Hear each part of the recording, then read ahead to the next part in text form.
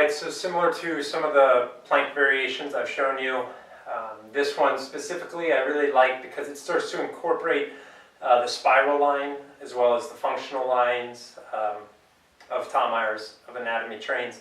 And I think it's worth mentioning, it's definitely worth mentioning that although I've been using cable machines for rotational work for the course of my career, it was Naudi Aguilar putting it into a static position.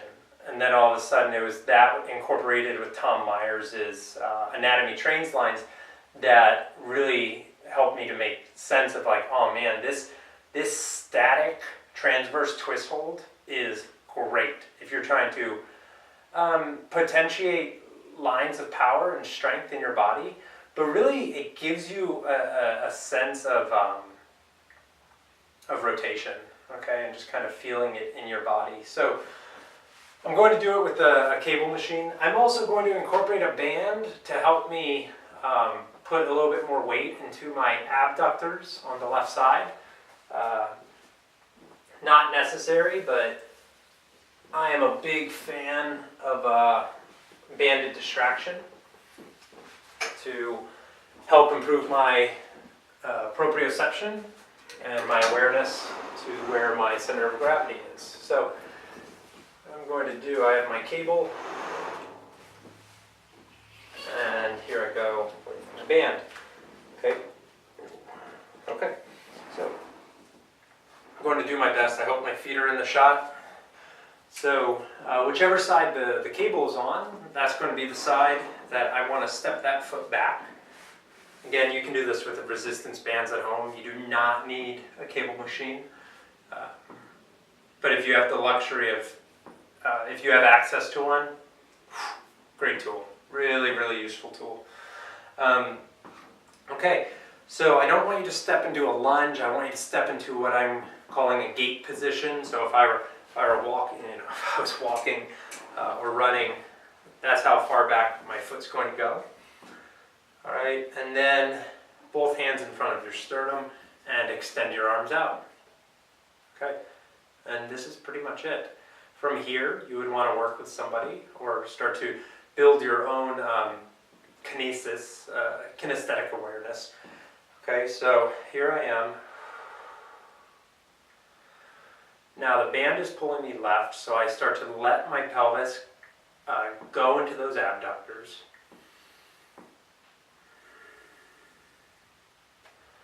And on my front foot, I'm actively pulling it back.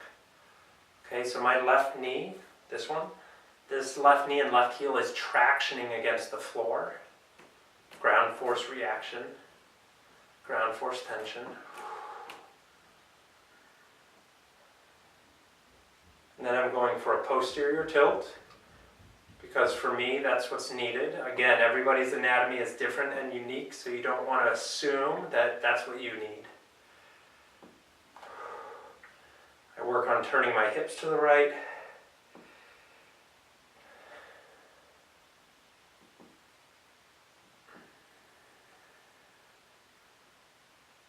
And if you've seen my SMFR videos, I breathe.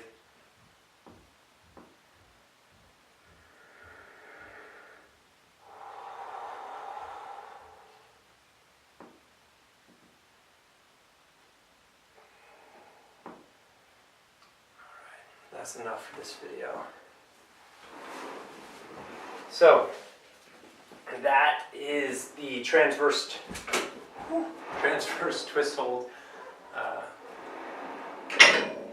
You would do both sides. That is important to note. And then as you develop, as you potentiate this kinetic chain, myofascial tract, you start to apply it to dynamic settings, but this is kind of a intermediate level introduction for somebody who's done the necessary myofascial release work and who has started to work on their structural integrity, which again, like structural integrity is going to be the posture one has in the world. So if you're newer to transverse plane movement, this is a nice way to start to, again, like introduce yourself to it.